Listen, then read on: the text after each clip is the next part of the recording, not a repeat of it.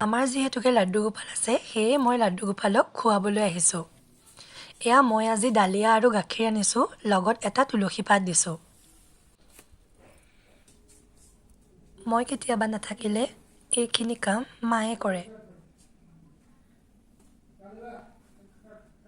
আৰু লাডু খুৱাই হৈ যোৱাৰ পাছত সেয়া আমি প্ৰসাদ হিচাপে খাওঁ। খাই হোৱাৰ পাছত পানীৰে মুখখন ধুৱাই, যেনেকৈ আমি সৰু ল'ৰা ছোৱালীক কৰোঁ তেনেকৈয়ে কৰোঁ। মুখখন ধুৱাই গামোচাৰে মুচি দিওঁ। মুচি হোৱাৰ পাছত মই লাডুক কোচত লৈ সদায় অকণমান নাম গাই ঝুলাওঁ।